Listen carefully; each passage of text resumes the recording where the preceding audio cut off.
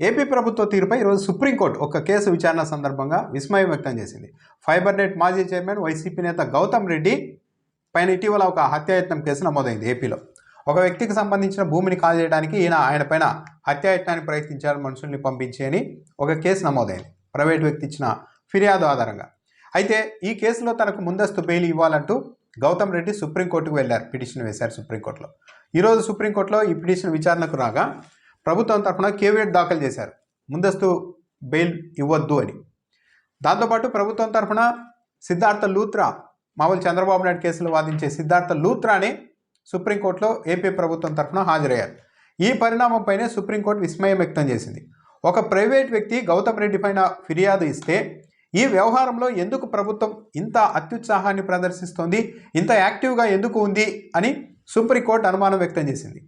అది కూడా నేరుగా, ఆయన ప్రభుత్వ న్యాయవాది కాదు, సిద్ధార్థ లూత్రా ప్రైవేట్ న్యాయవాది, గంటలకి లక్షల్లో వసూలు చేసే వ్యక్తి.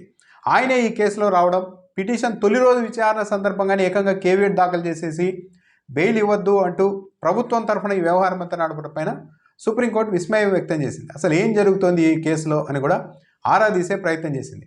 ఒక ప్రైవేట్ వ్యక్తికి గౌతమ్ రెడ్డికి మధ్య వ్యవహారం ఉన్నప్పుడు ప్రభుత్వం కేవియట్ వేయడం ఏంటి, సిద్ధార్థ లూత్రా వాదనలు వినిపించేందుకు రావడం ఏంటి అని సుప్రీంకోర్టు అయితే విస్మయం వ్యక్తం చేసింది. సిద్ధార్థ లూత్రా గౌతమ్ రెడ్డికి ఎట్టి పరిస్థితుల్లోనూ ముందస్తు బెయిల్ ఇవ్వద్దు అని విజ్ఞప్తి చేశారు. అయితే కోర్టు మాత్రం ఆయన విజ్ఞప్తిని పరిగణలోనికి తీసుకోలేదు. గౌతమ్ రెడ్డికి ఈ కేసులో మధ్యంతర రక్షణ కల్పిస్తూ తదుపరి విచారణ వరకు ఆయన పైన అరెస్టు లాంటి చర్యలు తీసుకోవద్దని సుప్రీంకోర్టు ఆదేశించింది. తదుపరి విచారణలోపు ప్రభుత్వం ఈ వ్యవహారంలో ఏపీ పోలీసులు కౌంటర్ దాఖలు చేయాల్సిందిగా కూడా సుప్రీంకోర్టు ఆదేశించింది. అయితే ఇక్కడ గమ్మత్తు ఏంటంటే, ఫైబర్నెట్ చైర్మన్గా గౌతమ్ రెడ్డి ఉన్న సమయంలోనే చంద్రబాబు నాయుడు పైన టీడీపీ నాయకులపైన ఫిర్యాదు చేశారు. ఫైబర్నెట్ వ్యవహారంలో పెద్ద కుంభకోణానికి పాల్పడ్డారు టీడీపీ నాయకులు అంటూ.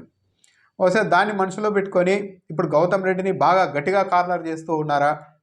అందుకే ఒక ప్రైవేట్ వ్యక్తి ఫిర్యాదుదారు అయినప్పటికీ కూడా నేరుగా ప్రభుత్వమే రంగంలోనికి దిగి ముందస్తు బెయిల్ రాకుండా కేవియట్ దాఖలు చేయడం, ఏకంగా సిద్ధార్థ లూత్రానే వెళ్ళి వాదనలు వినిపించడం, ఈ పరిణామాలన్నీ జరుగుతూ ఉన్నాయా అన్న అనుమానాన్ని అయితే వైసీపీ నాయకులు వ్యక్తం చేస్తూ ఉన్నారు.